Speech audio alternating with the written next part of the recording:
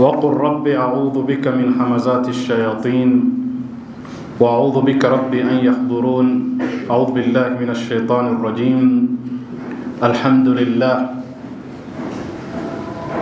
لله الذي لا يبلغ مدحته القائلون ولا يحصي نعماءه العادون ولا يؤدي حقه المجتهدون، الذي لا يدركه بعد الهمم ولا يناله غوص الفطن، الذي ليس لصفته حد محدود ولا نعت موجود ولا وقت معدود ولا أجل ممدود.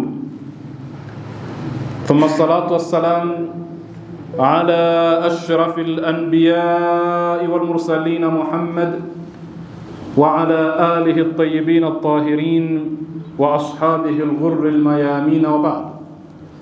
يقول الحق سبحانه وتعالى في محكم كتابه المجيد: أعوذ بالله من الشيطان الرجيم.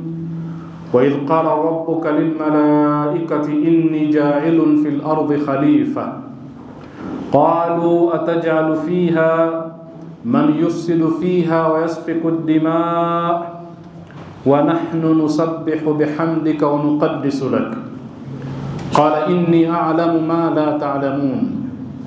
صدق الله العلي العظيم. Ndugu zangu, assalamu alaikum wa rahmatullahi wa barakatuh.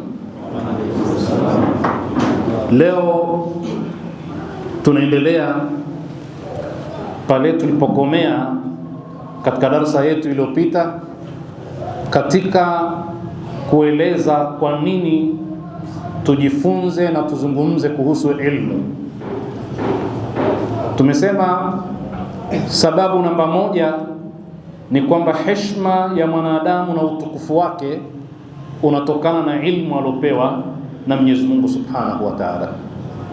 Lakini ilmu yenyewe alopewa, kama tutakavyoona huko baadaye, ni sehemu katika mjengo na udongo aliofinyangiwa huyu mwanadamu na viungo ambavyo kwavyo katengenezwa mwanadamu. Kuna viungo vinavyohusika na maarifa na ilmu, na tumo katika kuzungumza namna mwanadamu alivyojengwa, viungo ambavyo vimemtengeneza huyu mwanadamu akakamilika. Na ndio maana tukaongozwa na aya ya ayyuhal insanu ma gharraka bi rabbikal karim alladhi khalaqaka fasawwaka fa'adalak. Ewe mwanadamu, nini kinachokughururi, kinachokudanganya ukamwacha Mola wako mlezi mtukufu ambaye amekuumba? Fasawwaka, akakuweka sawa sawa. Fa'adalaka, akakunyoosha. Fi ayi suratin ma shaa rakkabak, katika umbo lolote, sura yoyote aliyoipenda amekujenga. Tumeona sawaka, na katika mambo muhimu tuliyoyaona kuashiria kwamba amekuweka sawa sawa Mwenyezi Mungu Subhanahu wa Ta'ala, kiasi kwamba yeye mwenyewe Mwenyezi Mungu anaibua mshangao kwa kusema ma gharraka bi rabbikal karim, kwa sababu namna ambavyo sawaka haukupaswa uwe namna hiyo. Vile viungo alivyokujengea havifanani na wewe kuwa ni mwenye kuhadaika, mwenye kudanganywa, kwa sababu vina kusukuma katika ilmu na maarifa ya kujua awaqiba al-umur, matokeo ya mambo. Na ndio tukasema ilipofikia hatua ya mwanadamu kuwa sawaka, ilikuwa inatosha kuwa tayari kapata utukufu wa kufaa kusujudiwa. Ndio tukasema Mungu kasema fa idha sawaituhu wa nafakhtu fihi min ruhi faqa'u lahu, nikisha mweka sawa sawa huyu mwanadamu, malaika wanaambiwa wanafakhtu fihi min ruhi, nikampulizia roho yangu, poromokeni kwa ajili yake mumsujudu. Kwa sababu marhala ya sawaka tayari shampa heshima kabla hata ya adalaka. Na tukasema baadhi ya viungo muhimu sana ni dhamiri ya mwanadamu, ambayo ni katika inner composition za mwanadamu. Na dhamiri hii imesemwa kwamba ndio an-nafsul al-lawama, ile ambayo ukifanya jambo inakuhukumu, ni qadhi, ni hakimu mwadilifu katika mwanadamu. Na tukasema viungo vyote sawa Mwenyezi Mungu, bala qadirina ala an nusawiya banana, hata fingerprints anaweza kuzirejesha vile vile kama alivyozipanga, ambazo tumeona baadhi ya faida za kuwepo na zile fingerprints. Nafsi ya mwanadamu hiyo yenyewe ambayo ndio dhamiri yenyewe, Mwenyezi Mungu Subhanahu wa Ta'ala anasema, Mwenyezi Mungu Subhanahu wa Ta'ala anasema wa nafsin wama sawaha, wa nafsin wama sawaha, anaapa kwa nafsi, wa taswiyatiha au walladhi sawaha, kwa maana nafsi kaiweka sawa sawa, ni sawa sawa, ni hiyo al-ammaratu bis-su'i, al-lawama, al-mutma'inna, ar-radhiya, al-mardhiya, al-kamila, zile marahili zote wanazitaja watu wa tasawuf. Zote itakavyokuwa, lakini Mungu sawaha, ni nafsi hiyo hiyo, lakini inaweza ikakua taratibu, mpaka ikafikia marhala ya juu.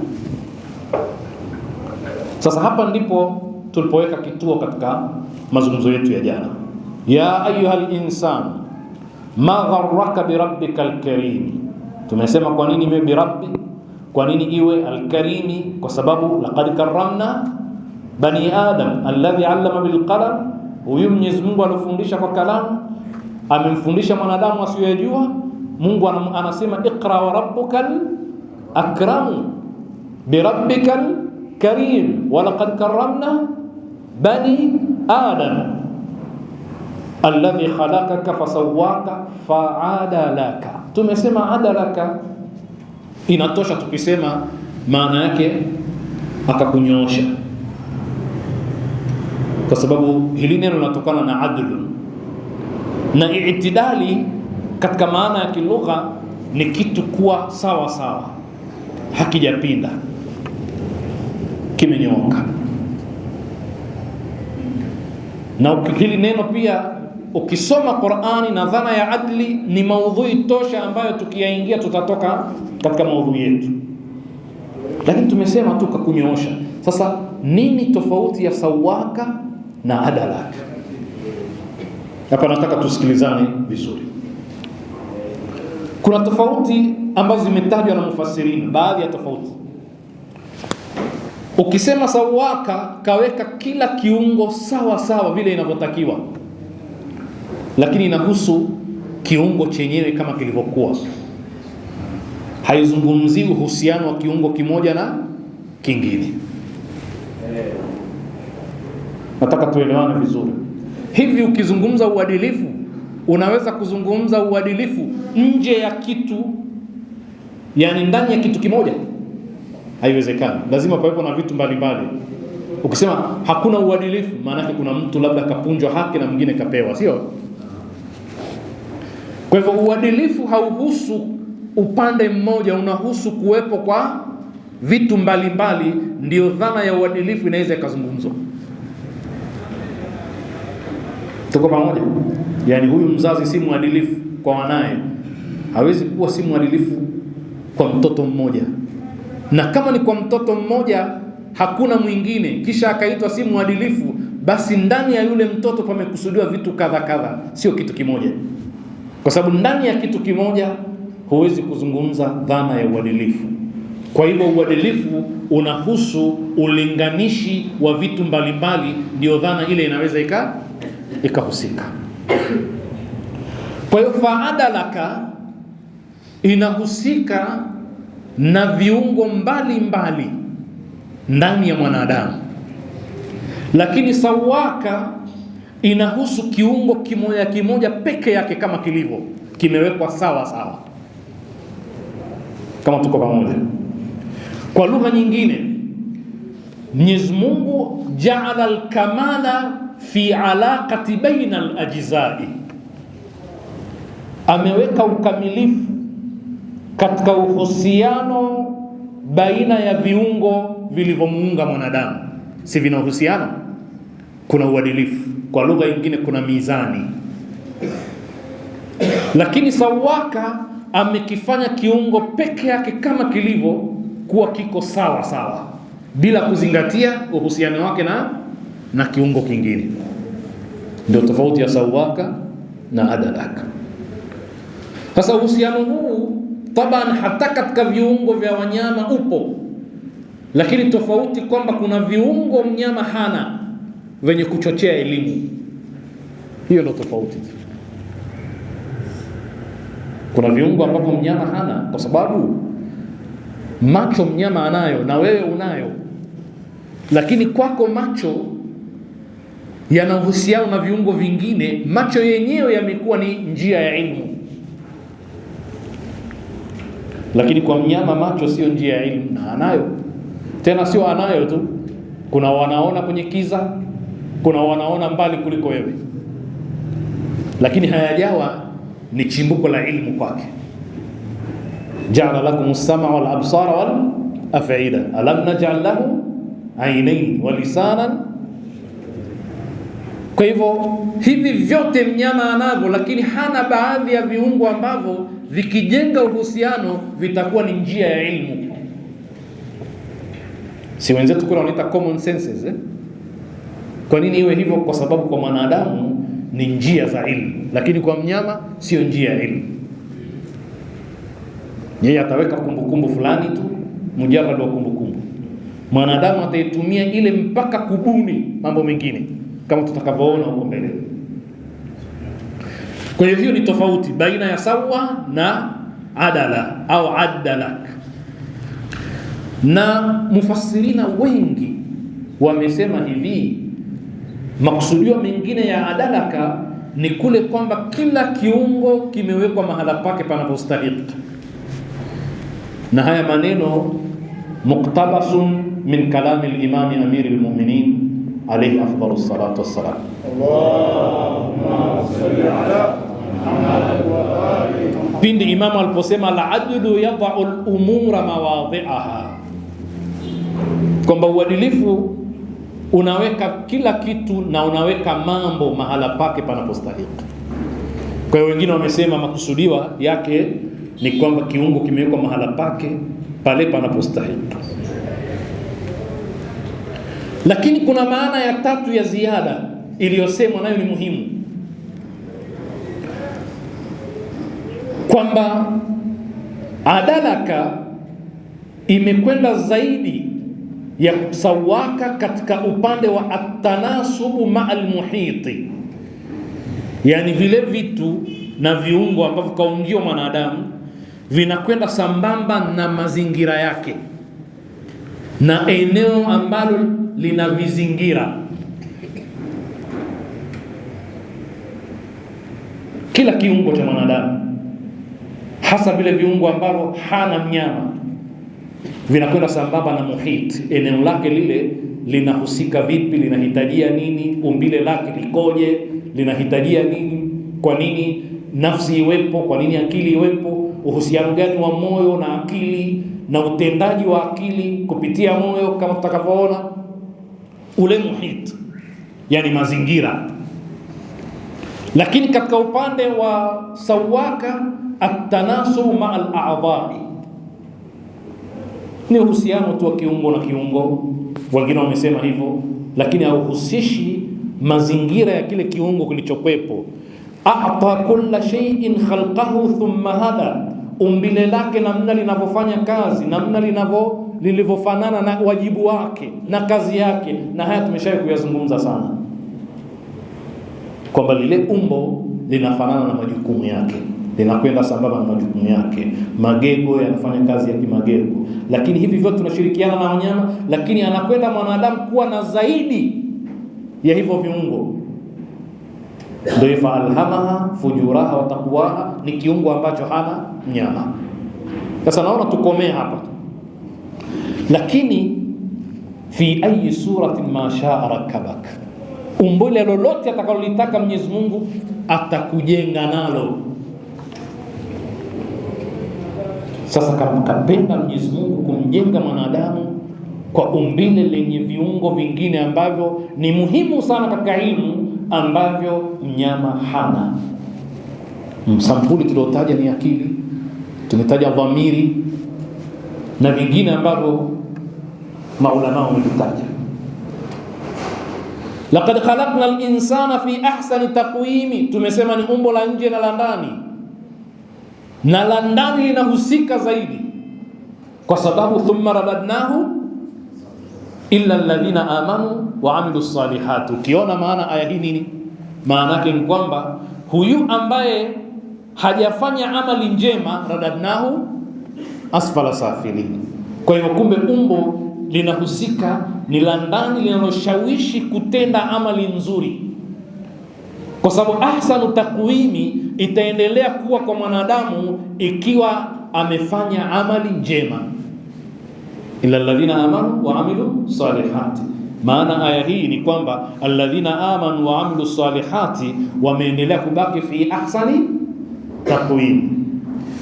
Waliokuwa fi asfali safilin hawajaamini na kufanya amali njema. Kwa hivyo sio umbo la kuonekana tu hivyo, ni vile vishawishi vya ndani vinavyokufanya ujue ovu uliepuke na ujue jema ulifanye,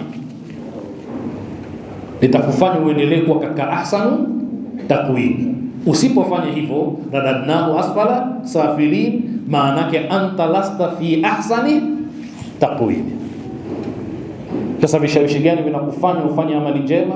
Ni viungo ulivyokuwa navyo ndani. Turudi katika aya ambayo imetuongoza kwa siku tatu sasa hivi, aya inayosema wa idh qala rabbuka lilmalaikati inni ja'ilun fil ardi khalifa. Aya na kisa ambacho sote tunakifahamu.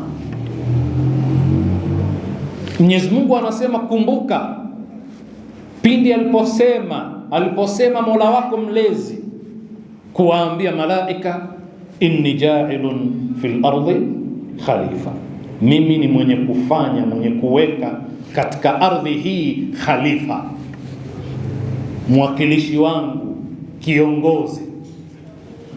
Hii ni kauli taarifa katika taaluma ya Kiswahili, sio amri, ni kauli taarifa. Laysa amran wa innama khabar. Mwenyezi Mungu hakuwa anataka ushauri kwa malaika kwamba mnaonaje niumbe mwanadamu, niumbe kiumbe. Alikuwa anatoa taarifa, mimi nitaweka katika dunia hii, katika ardhi hii nitamweka khalifa, kiongozi, mwakilishi wangu. Kwa hiyo ametoa taarifa, lakini wakati anatoa taarifa hii Mwenyezi Mungu bado hajamuumba huyo kiumbe. Kwa lugha nyingine, hii taarifa Mungu anaitoa kabla ya kumuumba Adam. Moja katika dilala za ismu fa'il pia yadullu ala almustaqbal, inni ja'ilun khaliqun. Katika aya nyingine, khaliqun basharan min tin. Kwa hivyo tukio halijatokea. Kwa lugha nyingine, ardhi ilikuwepo kabla Adam hajaumbwa, dunia ilikuwepo kabla si hajaumbwa, sio? Na Mungu alidhamiria kabla ya kuumba kwamba atamweka mwanadamu. Na ushahidi mwingine ni aya tuliyosoma tangu jana, fa idha sawaituhu wa nafakhtu fihi min ruhi faqa'u lahu, nitakapomuumba nikamfanya sawa sawa, sawaituhu, shamweka sawa sawa, wa nafakhtu fihi min ruhi, nikampulizia ndani yake roho yangu, faqa'u lahu sajidin, poromokeni mumsujudie. Ina maana alikuwa hajaumbwa, taarifa ikitolewa hajaumbwa Adam, sio? Lakini ukitizama hizi aya kadhaa hapa alipotoa masimulizi ya kuumbwa baba yetu Adam na mke wake baadaye Hawa, lau tukijadili kila kitu tutatoka nje ya maudhui. Kuna mambo mengi sana ya kujifunza, mengi sana. Mengine tutayashiria mbeleni, mengine tutayagusia leo, mengine hayatuhusu kabisa katika darasa yetu, lakini naashiria baadhi ya mambo. Mungu alipotoa kauli ile kuambia malaika walisemaje? Sawa sawa, Mwenyezi Mungu, hakuna neno, wewe ndio Mungu. Hawakusema hivyo, sio? Wao walimhoji Mungu, atajalu fiha man yufsidu fiha wa yasfiku ad-dimaa wa nahnu nusabbihu bihamdika wa nuqaddisu. Kwa lugha nyingine walitoa hoja tumfahamu Mwenyezi Mungu namna anavyotufundisha. Ikiwa Mungu ni muumba wa kila kitu, anaweza kila kitu, malaika wanakuwaje comfortable kumhoji wakati hawajaomba ushauri? Wamepewa taarifa tu, lakini walipopewa taarifa wao wakaibua hoja. Ewe Mwenyezi Mungu, atajalu fiha, unataka kumweka katika ardhi man yufsidu fiha, atakayefanya uharibifu, wa yasfiku dimaa, na akamwaga damu, ili hali nahnu nusabbihu bihamdik, tunakusabihi ewe Mwenyezi Mungu kwa kuhimidi, wa nuqaddisu laka, na tunakutakasa. Lakini pia walipoibua hoja, Mungu hajawakemea. Yeye kawaambia tu, inni a'lamu ma la ta'lamun, najua msio yajua.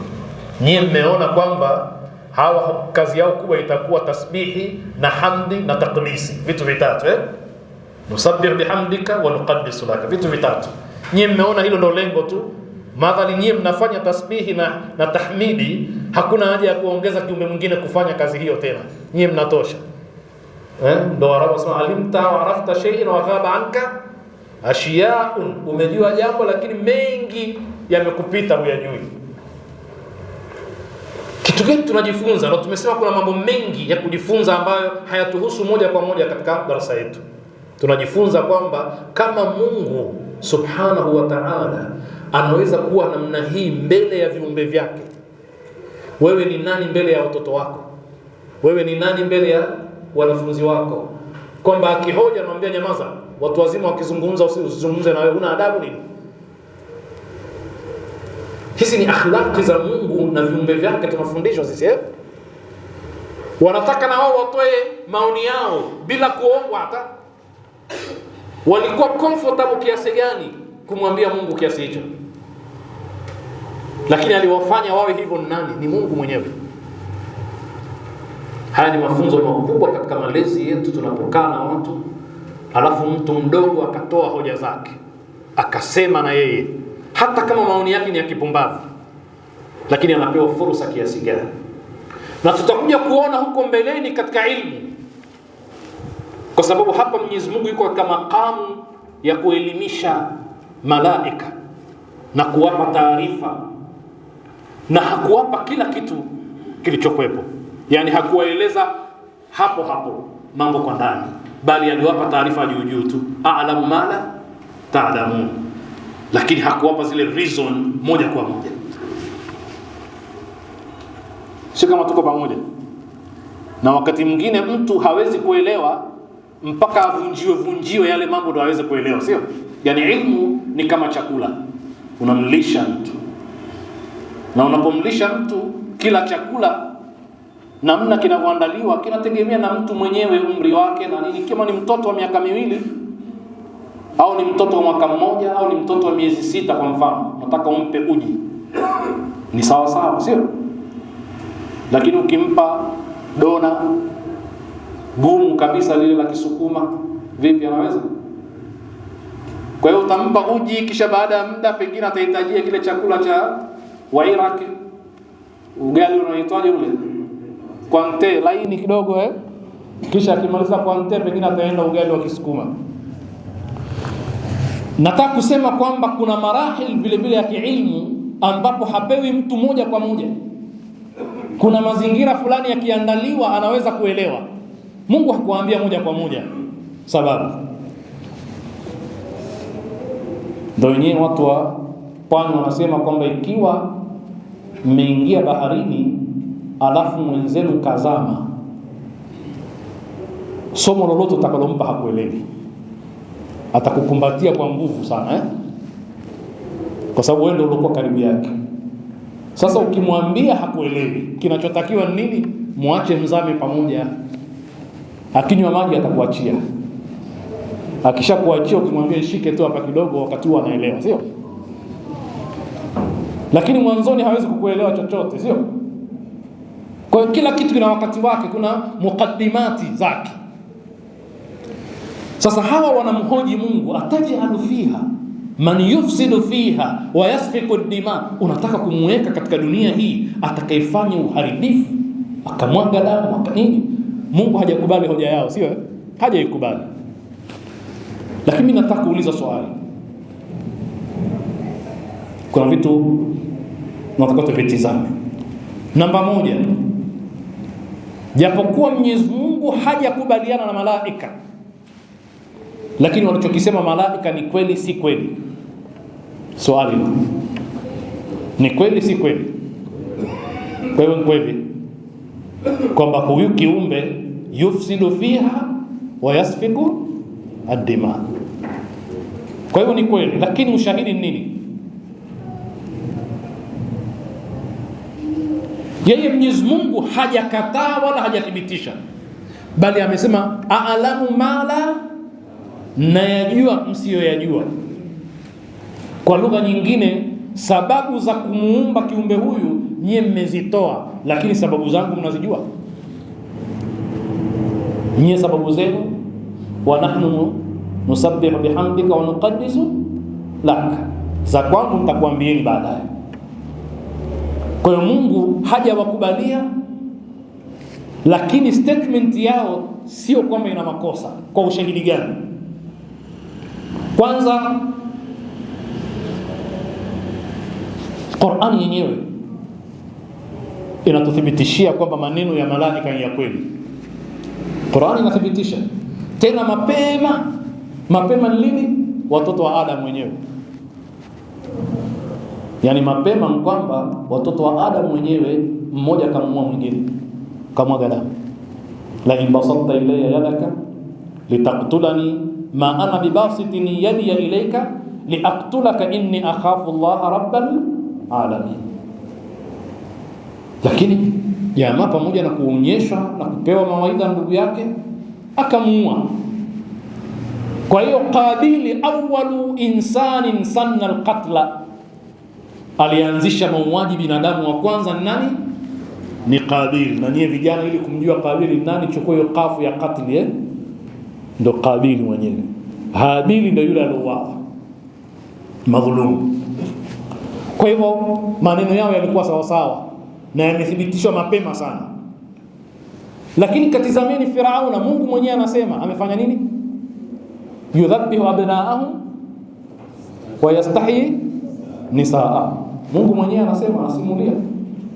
Hatujui kaua wangapi Firauna, lakini Qur'ani inathibitisha kwamba kila mtoto wa Bani Israeli akizaliwa anauawa. Na tunafundishwa namna gani alisalimika Musa. Mungu alitia mkono wake, sio? Baadhi ya ulama wanasema mwaka mmoja alikuwa akiwaachia, mwaka mwingine kila anayezaliwa anauawa. Kwa nini? Kwa sababu wangewaua wote wangekosa watumishi. Wafanyakazi wote walikuwa wakitoka katika Bani Israeli ndio watumishi wa kaumu ya Firaun. Lakini Qur'ani inathibitisha kwamba alikuwa akiwaua, tena sio yadhbahu, yudhabbihu, washadda tadullu ala shidda. Tumia mabavu na nguvu kubwa, kata mkono kulia na mguu wa kushoto au kinyume chake. Na hata neno yasumunakum suu al-adhabi min as-sawmi ay yursilunakum ila amakin khasa lil-adhabi, wanakupelekeni maeneo maalum yameandaliwa kwa ajili ya kuadhibu. Kwa hivyo Qur'ani inathibitisha kwamba Bani Israil walikuwa yaktuluna an-nabiyina bighairi al-haqqi. Panasemekana kwa siku moja walikuwa wakiua manabii takriban 70. Ndio vitabu vimeandika hivyo, sio watu wa kawaida, manabii. kama wanavyotajwa na maulama mbalimbali katika vitabu, zaidi ya 100,000. Wengi walikuwa katika Bani Israili, 70 wanauawa kwa siku. Qur'ani yenyewe inathibitisha. Ashabul ukhdudi, mauaji yalifanyika. Hata kisa cha Bakara chenyewe, suratul Bakara ni kisa cha mauaji, kwamba kauawa mtu akatupwa mahala hajulikani aliyomuua, watu wanatuhumiana. Mwenyezi Mungu akamwambia, bwana, chinjeni ng'ombe, kisha chukueni sehemu ya nyama yake, mpigeni yule maiti, akiifufuka atasema aliyomuua. Kisa cha mauaji, sio kisa cha Bakara. faqulna dribuhu biba'dihha kadhalika yuhyi Allahu al-mauta wa yuriikum ayati la'allakum wa idh qataltum nafsan fadara'tum fiha wallahu mukhrijun ma kuntum taktumun, aya kabla yake. Kwa hivyo Qur'ani yenyewe inathibitisha hivyo kwamba maneno ya malaika yalikuwa ya kweli. Hiyo ni nukta ya kwanza. Nukta ya pili, baada ya ile Mwenyezi Mungu kuwa amenyamaza, hakuwapa sababu, lakini maneno yao ya kweli, wala hajayakataa Mwenyezi Mungu. Nukta ya pili, hatuhitaji aya kuthibitisha hayo. Hivi nani katika sisi asiyejua kwamba mwanadamu kila siku anamwaga damu kwa kumdhulumu mwanadamu mwenzake? Hivi inahitajia utafute visa vya mauaji katika historia hata wakati tunaoishi. Sijuzi tu hapa Palestina mmeona, atajalu fiha man yufsidu fiha wa yasfiku ad-dimaa. Haitoshi hamlo yaona Palestina juzi, maelfu ya watoto, acha wakina mama na watu wazima. Maneno ya malaika ni ya uongo. Hivi mwaka 1994 jirani tu hapa Rwanda, kwa kipindi cha miezi mitatu mwaka 94 pameuliwa watu takriban 800,000 mpaka milioni, na takwimu nyingine zinataja zaidi ya hapo, katika nchi ambako kana watu wachache. Maneno malaika atakuwa ni uongo? Nimetizama baadhi ya matukio ya kihistoria ya karibuni, historical, sio ya mbali. Kwa mfano, kuna mauaji ya Armenia, watu wa Armenia ambao waliuawa mwaka 1915 mpaka 17 wakati wa Ottoman Empire, ad-Dawla al-Uthmania. Mamilioni ya watu, biashara ya utumwa wazungu ile ya Atlantic, kuwavusha katika bahari ya Atlantic kutoka katika maeneo ya Afrika. Mamilioni ya watu waliuawa. Takwimu za chini kabisa, watu milioni 12 walichukuliwa Afrika,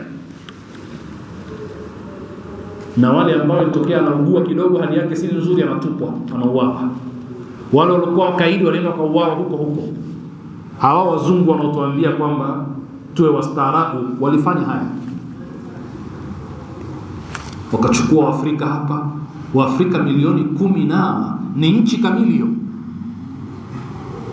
Tena nchi nyingi hazina idadi ya watu hao, walisombwa wakapelekwa njiani wakauawa wengine. Mabaki ndo haya yaliokuwa tunayaona ndugu zetu waliokuwepo katika bara la Amerika na waliokuwa kule Ulaya. Lakini na wale wazungu walipoingia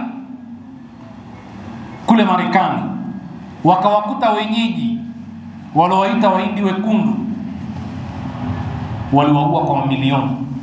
Mpaka leo hii ukitaka kuona Marekani yukoje, hata yule humuoni, kama vile yeye ni mgeni. Mnawaona hao wazungu waliohamia kutoka Ulaya, ndio mnawaona pale kwamba ni wenye Marekani hao, lakini na wao wageni. Na wale wenyeji waliuawa bila sababu, kwa sababu walipoingia kina Christopher Columbus na wengine walipokelewa kwa shangwe kama wageni, lakini badala yake wakawaua wale watu. Historia imejaa mauaji ambayo wewe unayafahamu. Nimenukuu vile vile hapa Joseph Stalin, katika wapiganiaji ukomunisti usocialisti kule Urusi. Joseph Stalin mwaka 1930 mpaka 53 aliua takriban Warusi milioni 6, baina ya milioni 6 na milioni 20 kawaua. Hatuzungumzii vita jamaa hapa sijazungumzia vita, tumezungumza mwanadamu kaamua kuua wanadamu wenzake. Kuna vita, alafu kuna mauaji ya kimbari ya kuamua tu kwamba kundi fulani tuliangamize. Hakuna vita, ni vitu tofauti. Mao kule China aliua baina ya 15 na 40 milioni. Mtu alikuwa akiogopewa, jina lake likitajwa mtu anatetemeka. Haya, katizameni Iraq, watu waliouawa. Watu wengi hawajui historia ya bwana yule wanamrehemu sana, ambaye aliangusha bomu siku moja, mabomu katika mji wa watu, akaua kwa siku moja watu 5,000, na jumuiya ya kimataifa ipo na ikanyamaza. Wakati huo alikuwa ni mwenzao wao, wakisema wala dhalina, yeye anasema amin. Kwa hivyo hawakufanya chochote. 5,000. Mbali na vita kuu ya kwanza na vita kuu ya pili vyenye takwimu mbalimbali za mauaji, kuna takwimu kwamba vita kuu ya kwanza watu milioni 15 mpaka 20 walikufa. Vita kuu ya pili inasemekana 70 milioni mpaka 85. Ndugu zangu, kauli ya malaika atajalu fiha man yufsidu fiha wa yasfiku dima haikuwa uongo. Hasa kawe na kalamu yako uhisabu idadi ya vita vilivyokuwa sasa hivi duniani. Tukiwapa hiyo assignment, kuna maeneo tutasahau au hatuyajui, lakini vita vipo. Ukraine si wapi. Na kule ambapo hakuna vita kuna watu wako standby kwa ajili ya vita. Lakini hiyo ni kumwaga damu. Je, kufanya ufisadi? Yufsidu fiha. Kufanya ufisadi, unaweza ukaishi katika mji hujui yanayojiri. Ule mtaa wako ule kuna limwengu mbili, kuna dunia mbili. Dunia yako ukishalala na dunia wengine. Yaani nyie mkilala kuna wengine ndio pamekucha, na nyie pakikucha kuna wengine ndio wanalala, na mambo yanaendelea. Acha ule uovu wa wazi, kasino na mengine. Tumezungumza mpaka masala ya utalii wa ngono, sexual tourism. Haya vile vile yanahitaji utafiti mkubwa? Hapana, kila mmoja anajua yanayojiri, sio? Kwa hivyo malaika hawakusema uongo, lakini Mungu alitaka kuwafundisha jingine mbali na huko walipotazama wao. Turudi katika aya, atajalu fiha man yufsidu fiha wa yasfiku dima. Je, unataka kumweka katika dunia hii atakayefanya uharibifu? Yufsidu fiha, hili neno pia linahitaji mjadala ndani ya Qur'an. Tutaliona huko mbeleni kwamba ufisadi unamfanya nini mwanadamu. Wa yasfiku dima, na anamwaga damu. Wa nahnu nusabbihu bihamdika wa nuqaddisu laka. Mungu kasema inni a'lamu ma la ta'lamun. Sasa anawafundisha kivitendo kwamba kwa nini amuumbe huyu kiumbe. Mwenyezi Mungu anasema wa'allama adama al-asma'a kullaha, akamfundisha Adam majina yote. Na hiyo ndio ilmu ya asli ya mwanadamu. Nataka niende mbele nirudi nyuma ili tuweze kuelewana. Wa'allama adama al-asma'a kullaha. Elimu gani hii? Ni elimu ambayo ni takwiniya, tutakuja kujadili huko mbele. Lakini kamfundisha, hakukaa na Adam kwamba amtamkishe ajue, hapana. Kamfundisha majina yote. Swali ni kwamba majina ya nini? Ulama wamejadiliana sana hapa. Kauli ambayo sijaiona katika tafsiri ya Minhuda al-Qur'an ya Ayatullah al-Mudarrisi, lakini katika kauli nilizowahi kumsikia, nimeitafuta katika tafsiri yake, hakuiandika. Lakini kauli yenye hikma sana. Anazungumza kwamba elimu ni kupachika majina vitu, hakuna zaidi ya hapo. Na elimu bila majina haiendi. Katafute chochote kilichogunduliwa kama ilmu. Nenda katika biolojia utaona majina ya vitu, sio? Na ukitaka kufahamu jambo, yani likigunduliwa jambo, kazi ya kwanza nini? Kupewa jina, kwa sababu jina ndio mwanzo wa elimu ya mtu. Sasa alimfundisha majina ya vitu kimoja kimoja.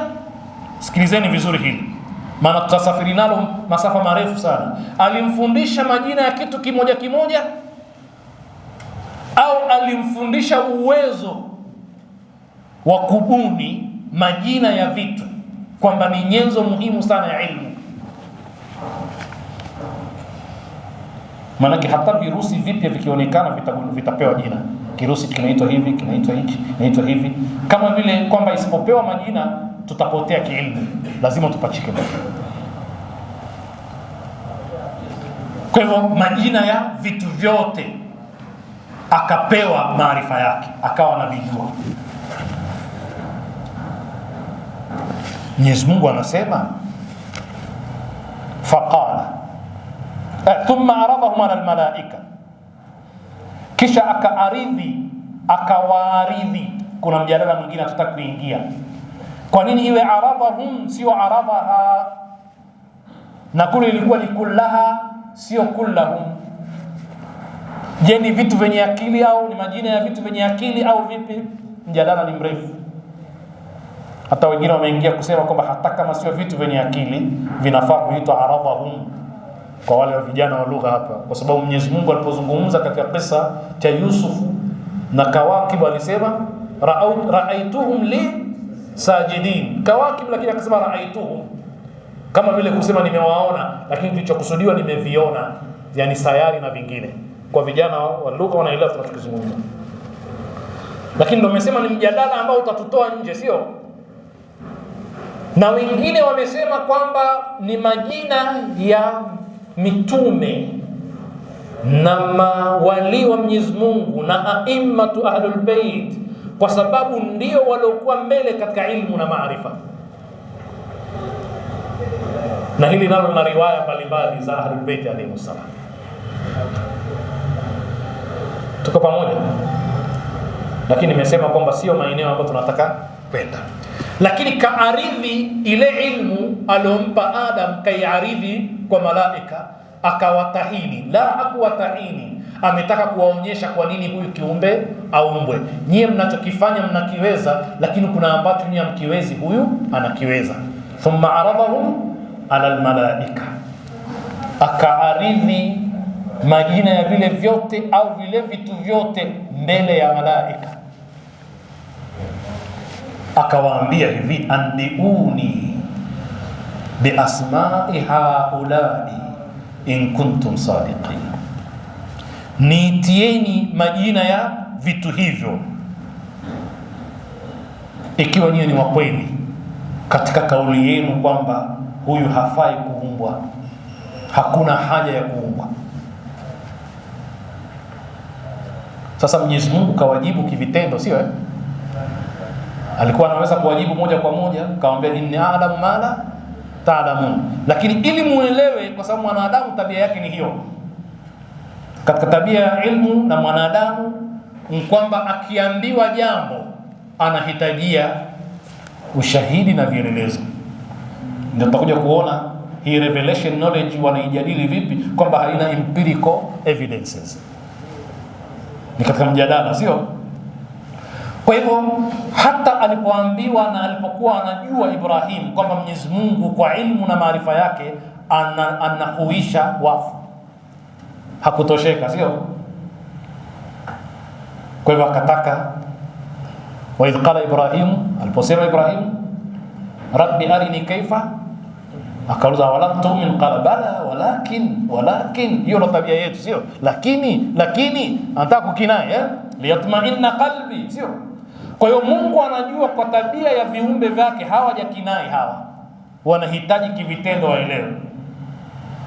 Na ndio Ibrahim akafakhudh arba'atan min at-tayr fasurhunna ilayka thumma ja'ala ala kulli jabal minhunna juz'a thumma du'uhunna ya'tinaka sa'a. Na kabla ya hapo pia nabii yule mwingine hoja yake ndio hiyo, anna yuhyi hadhihi Allahu ba'da mauti fa amatahu Allahu 100 amin thumma, mpaka mwisho akamalizia a'lamu anna Allah ala kulli shay'in qadir.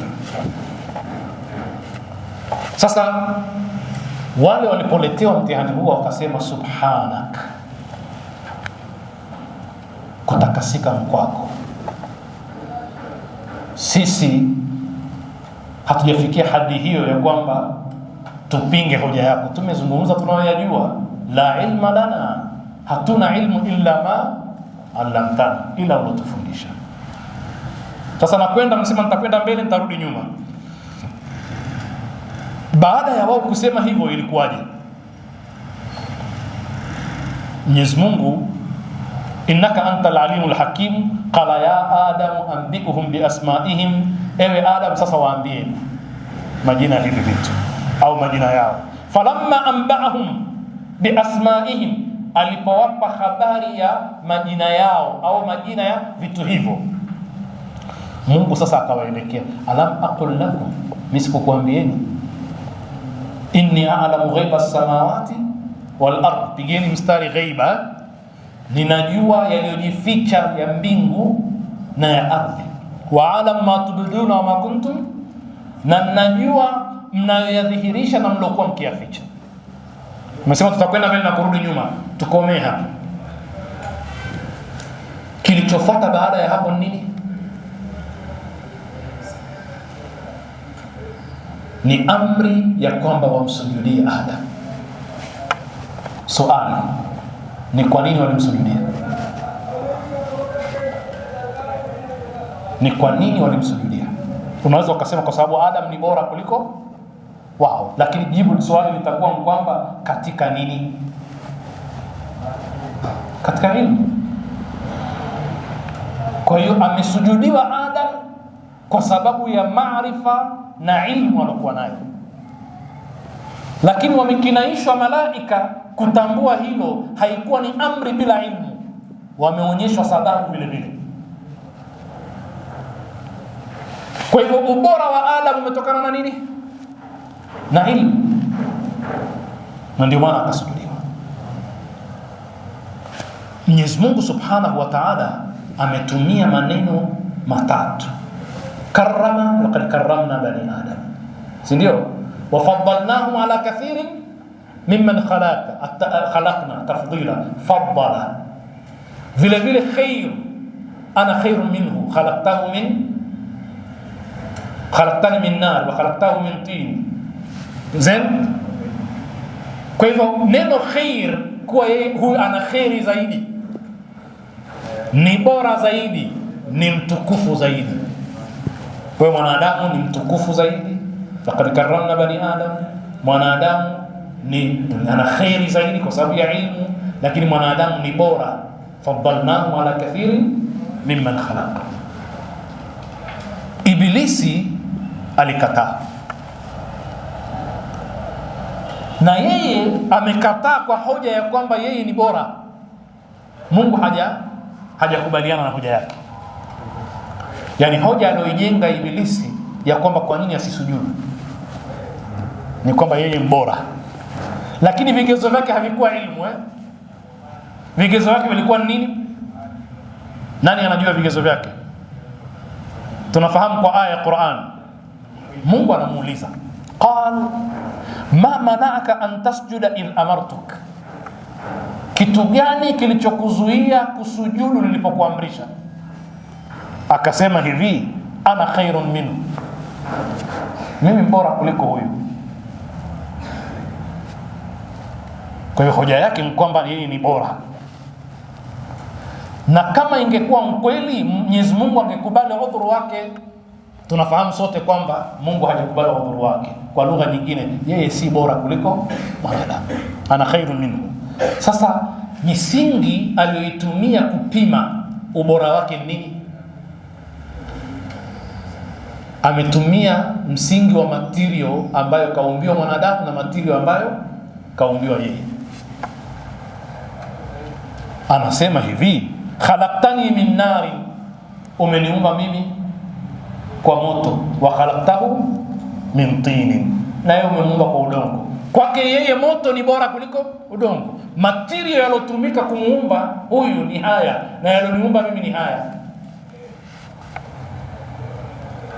Kwa hiyo hoja ya Ibilisi ilikuwa nini? Ni ubora vile vile, lakini ubora wenyewe haukuwa ilmu. Kwa hivyo hoja ile Mungu hajaitambua, kana kwamba Mwenyezi Mungu anataka kutuambia kigezo muhimu cha ubora sio hivyo vingine vyote, bali ni ilmu, sio mali. Wanasema hapana, inna akramakum indallahi atqakum, na kuambia inma yakhsha Allah min ibadihi alulama wattaqullaha yuallimukum. Hakuna kuachana baina takwa na ilmu. Umeelewana?